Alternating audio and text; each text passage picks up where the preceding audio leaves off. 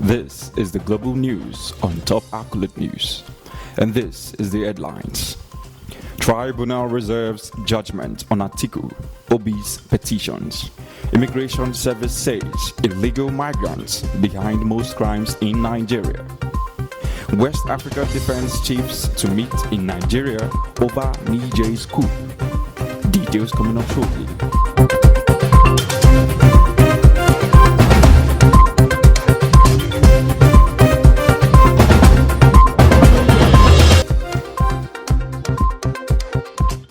Tribunal reserves judgment on ATIKU, OBI'S petitions. The Presidential Election Petition Tribunal on Tuesday reserved its judgment on petitions seeking to remove President Bola Ahmed Tinubu from office as president. The Justice Aruna Samami-led 5-member panel of the tribunal made this known after all the parties involved in this matter adopted their final briefs of argument. While adopting their final written address, ATIKU and the PDP, through their team of lawyers led by Chief Chris Uche San, urged the court to declare the President Tinubu was not qualified to contest the presidential poll that held on February 25th, among other prayers. While adopting its own final brief of argument, OB and the LP, through their lawyer, Mr. Levi Uzoku San, argued that there was no glitch during the election but an intentional act to sabotage the outcome of the poll. Both parties in the matter prayed the court to nullify the entire outcome of the presidential election and order a rerun of fresh contest. On their part, of all the respondents in two cases, that is, the Independent National Electoral Commission (INEC), President Tinubu, Vice President Kashim Shettima, and the All Progressive Congress (APC), through their respective counsel, asked the tribunal to dismiss the petitions as grossly lacking in merit. Continuing, all eyes is turned to the Presidential Election Tribunal in ATIKU's OBI'S suit. Upon the conclusion of the presidential election of February 18, 2023, the Independent National Electoral Commission (INEC) asked parties not satisfied with the result it announced to take their grievances to court. On Tuesday, August 1st, 2023, the final address of the suit that followed the election were held at the tribunal. The petitions filed by presidential candidate of the People's Democratic Party (PDP), Atiku Abubakar, and the Labour Party, Peter Obi, respectively, have caused a lot of controversies across the country as Nigerians await the outcome of the petitions. In court, the counsel of Tinubu and Shettima, Wale Olanipekun San, has referred to ATIKU and Obi as interlopers, stating that the forfeiture of $460,000 by President Tinubu was a civil forfeiture that cannot be regarded as criminal, and the petitions prayed. In response to that, Chris Uche San, the counsel of Atiku Abubakar and PDP, said the offense remains criminal and is said timely, noting that the time does not run against crime.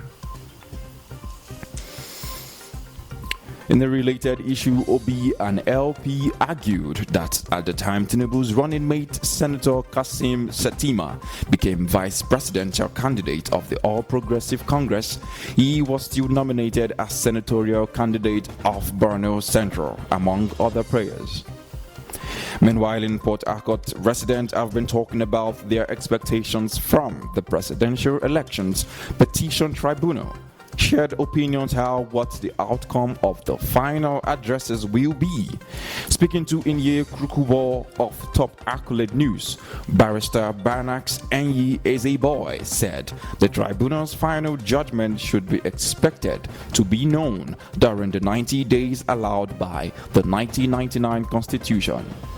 After the final addresses of the parties, the law requires that 90 days that the judgment will be delivered on or before 90 days, and the judgment will be delivered in reliance with the facts of the matter and the position of the relevant laws. The facts of the matter, the position of the relevant laws, the exhibits tendered and admitted, and the final judgment will be given. Another Port Harcourt resident and lecturer of political communication at the Pan-African Institute of Management and Technology in Woji, Port Harcourt, Richard Waige, said based on the antecedent of Nigerian politicians, many think that the status quo will remain. However, based on the loads of evidence in court, it may swing otherwise. So even if you predict, there will still be a margin of error on your prediction.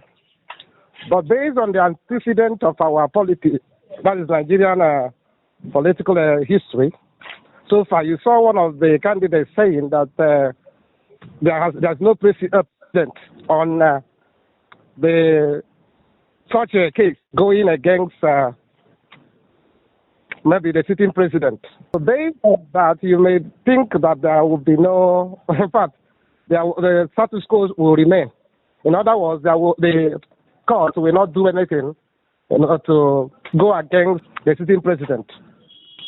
Having said that, it's unfortunate because if you look at the load of evidence adduced by different people there, you can see that there are reasonable grounds for it to be quashed. In fact, the court will want to do justice. If the court is expected to do justice from the political ethics aspect of view, you discover that there is enough grounds for the court to say no.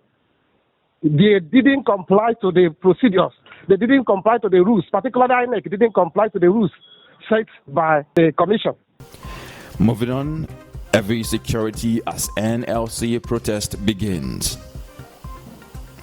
As the Labour Congress NLC protest over the removal of fuel subsidy and the attendance hardship it has caused in the country got underway on Wednesday. There was every security presence in prominent parts of Lagos, including Ikeja. The organized labor has gone on with the proposed protest after it declared with that the palliatives rolled out by President Bola Ahmed Tinubu in his nationwide broadcast on Monday night was insignificant to cushion the effects of the suffering in the country. MC Oluomo says Lagos transport operators won't join the labor protest. The chairman of the Lagos State Parks and Garages, Musiliu Akinsonya, aka MC Oluomo, has announced that transport operators in that state will not be part of the protest by the Nigeria Labour Congress NLC. According to a statement issued by MC Oluomo, transport operators in Lagos State would not participate in the protest because of the Lagos State government has provided a conducive environment for them to operate in, although the statement did not elaborate on the provisions the state government has made. NLC has begun a nationwide protest today, Wednesday, on account of the hike in the hump of fuel price following the removal of fuel subsidy. You're watching the news on Top Accolade still. Stay with us.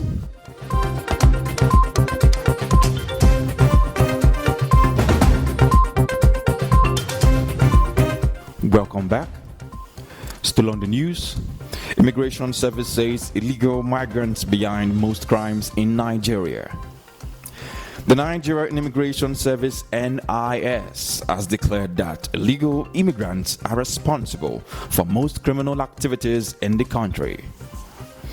This position of the NIS was provided by the Kwara State Comptroller of NIS, Aminu Shamsuddin, while addressing journalists in Ilorin on Tuesday during the 60th anniversary of the service. Shamsuddin noted that the country was surrounded by the francophone countries whose nationals desperately love to stay in Nigeria due to the socio-economic hardship in their own countries. He explained that the NIS was managing the issue by taking extra measures to scrutinize every immigrant at every point. He also said that by their training, personnel of the service can easily ascertain if someone is not Nigerian or not. CBN recovers customers 115 billion naira and $22 million on illegal deductions. The Apex Bank of Nigeria has announced that it helped aggrieved bank customers over 115 billion and $22.794 million respectively, following complaint on illegal deductions and failed or fraudulent transactions between 2012 and 2023. The Central Bank of Nigeria (CBN) made this known on Tuesday through data it released. The data showed 35,453 complaints were received and 33,437 complaints were resolved. CBN's Director of Corporate Communications, Dr. Isa Abdulmumin, made this disclosure in Ado Ekiti in Ekiti State during the 2023 CBN Fair themed Promoting Alternative Payment Channels as Tools for Financial Inclusion. Abdulmumin said the monies were recovered from banks in response to various complaints by customers, including deductions of excess charges. And away from that, more Nigerians get NIN. The National Identity Management Commission (NIMC) says that it has issued more Nigerians the National Identification Numbers (NIN), as is added that 634,603 new enrollees to its database in July 2023. This addition increased the database from 101,013,279 recorded in June to 101,647,882 in July, according to statistics released by the service on Tuesday. Analysis of the July database showed that Lagos remains the state with the highest number of enrollment in the country, with the number of 11 million persons captured. This was followed by Kano State, which recorded 9 million registered NIN, Rivers State with 3 million enrollees. The Commission has recorded 464,624 diaspora enrollees, where females have 192,567 NINs and males for 272,57 enrollees. The Director General of NIMC, Aliyu Aziz, said the Commission has 5,500 active enrollment centers for NIN nationwide. And moving on, West Africa defense chiefs to meet in Nigeria over Niger coup. As efforts to douse the tension that has enveloped Niger Republic after the military toppled President Mohamed Bazoum, defense chiefs of West Africa would be meeting today, Wednesday, in Abuja, Nigeria, to deliberate on the way forward. The decision to hold the meeting was reached on Tuesday in view of the calls by leaders of the Economic Community of West African State, ECOWAS, for the military to reinstate the ousted president. ECOWAS gave the junta a week to reinstate President Bazoum, who has been held captive since the coup took place last week. ECOWAS has announced its readiness to use force to back its threat, and the defense chiefs are ready to meet immediately to plan for an intervention. Moving on, England's forward says our team will find it difficult to beat Super Falcons. England's forward Lauren James has indicated that the senior female soccer team of England, the Lionesses, would find it difficult to defeat the Super Falcons in the round of 16 of the ongoing 2023 Women's World Cup. James gave this indication during a chat with news hounds on Tuesday, adding that the Lionesses must expect a very tough game against Nigeria, noting that teams are catching up with each other. Both teams will clash on Monday, August 7 in the quarterfinal in Brisbane. And just coming in from Ore in Nigeria, flood devastates Ore community. The people of Ore are devastated as unprecedented flood following a heavy downpour knocked off the Ore-Benin Expressway, resulting in dilapidation of the road and disturbing traffic congestion. Travelers who plied the road today, Wednesday, said that they spent over 4 hours on the expressway as movement was almost impossible. A passenger who contacted Top Accolade News via WhatsApp call said the traffic congestion got worse because truck drivers were unable to move their vehicles due to the massive flood. And that's all we have for the news. But before we go, there is another look for the major stories. Tribunal has reserved judgment on ATIKU's and OBI'S petitions. Heavy security accompanied NLC protest. Immigration Service said illegal migrants behind most crimes in Nigeria. West Africa defense chiefs decided to meet over Niger's coup. And thanks for joining us. Do enjoy the rest of your day. I am Jonathan Poe.